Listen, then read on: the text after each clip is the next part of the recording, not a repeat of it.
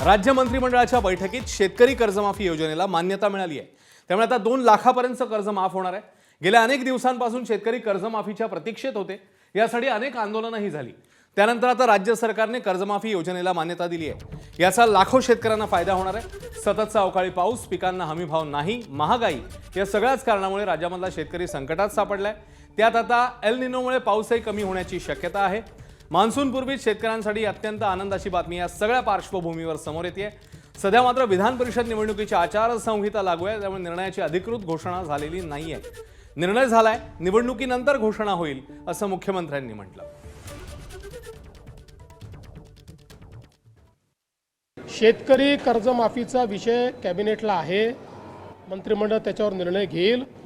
पण आम्हाला इलेक्शन कमिशननी अट टाकली आहे, जेव्हा आम्ही त्यांना परवानगी मागितली तर त्यांनी अट टाकली आहे की तुम्ही विषय मंजूर करून पुढची कारवाई करा, पण त्याची घोषणा तुम्हाला करता येणार नाही।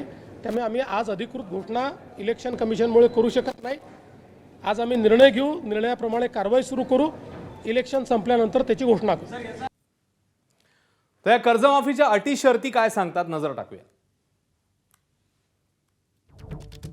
2 लाखापर्यंत कृषी कर्ज हे माफ करण्यात आलंय। नियमित कर्ज फेडणाऱ्यांना 50,000चं अनुदान असेल। 56 लाख शेतकऱ्यांना कर्जमाफीचा लाभ होणार आहे। तर 65 लाखाहून अधिक खात्यांवरचं कर्ज हे माफ होईल। 36,585 कोटी रुपयांची कर्जमाफी मिळणार आहे। तर 30 सप्टेंबर 2025 रोजी पर्यंतची थकीत कर्ज ही माफ करण्यात येईल।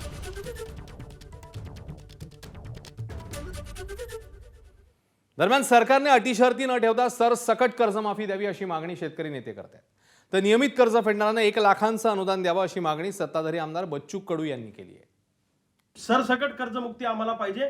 महाराष्ट्रातले सगळे शेतकरी सरसकट कर्जमुक्त झाले पाहिजे, ज्याच्यावर किती कर्ज असलं तरी ही आमची मागणी आहे। आणि जर का तुम्ही खोडे घालत असाल, त्याच्यामध्ये जाचक आणि शर्ती घालत असाल आणि शेतकऱ्यांना कर्जमाफीपासून वंचित ठेवणार असाल आणि असे आचारसंहितेसारखे फालतू काढण्यात येत असाल तर महाराष्ट्रातला शेतकरी खपून घेणार नाही। आम्ही सगळे शेतकरी आता एकत्र येऊ आणि प्रचंड मोठं आंदोलन येणाऱ्या काळामध्ये सरसकट कर्जमाफीसाठी उभं करू।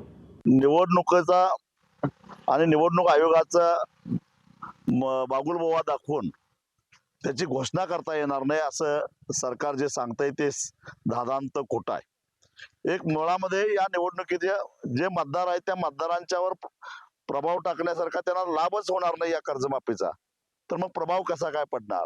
तेव्हा भाऊचं खास करून अनाथाचे एकनाथजी शिंदे साहेबांचा आभार मानतो। जो कार्यकर्ता या लढाईत सहभागी होता, प्रहार म्हणून, शेतकरी म्हणून, मजूर म्हणून, राजूजी शेट्टी असेल, वामनराव चटप असेल, नवलेजी असेल, आमचा तुपकरजी असेल, जानकरजी असेल, या सगळ्या कार्यकर्त्यांचा आभार मानतो। शेतकऱ्याच्या कर्जमाफीची लढाई आम्ही जिंकली, पण त्याच्यामध्ये प्रोत्साहन निधी जे 50,000 आहे ते सरकारनं 1 लाख करावी, याच्यासाठी बच्चूकडूचा लढा कायम राहील। दरम्यान कर्जमाफी फक्त जाहीर करू नका, प्रभावीपणे कर्जमाफीची अंमलबजावणी करावी अशी मागणी आता शेतकऱ्यांनी केली आहे। शेतकऱ्यांचं काय म्हणणं आहे या सगळ्यावर बघूया। शासन नुसतं जाहीर करते, त्याची अंमलबजावणी प्रभावीरित्या करायला पाहिजे। तसेच सरसकट 2 लाखापर्यंत सर्व शेतकऱ्याला त्याचा लाभ कर्जाचा भेटला पाहिजे आणि तसेच हे कर्ज माफ झाल्यानंतर लगेच नवीन पीक कर्ज देण्यात यावे। पेरणी झाल्याच्या नंतर कर्जमाफी होऊन आमचा काही शेतकऱ्याचा उपयोग होणार नाही। पेरणीच्या वेळी नव्यानं कर्ज द्यायला पाहिजे। पेरणीच्या वेळी नव्यानं आम्हाला कर्ज मिळायला पाहिजे। आता जर माफी झाली तर पेरणीच्या वेळी आम्हाला कर्ज मिळेल आणि निकष न लावायला पाहिजे। योग्य वेळी निर्णय जाहीर केला, कारण आता येणारे आमचं पेरणीचा हंगाम आहे। आम्हाला खता बियाचे भाव वाढलेले आहेत, थोडासा दिलासा का होईना भेटून जाईल। लवकरात लवकर त्यांनी ते निर्णय जाहीर करावा आणि डायरेक्ट खात्यात पैसे यायला।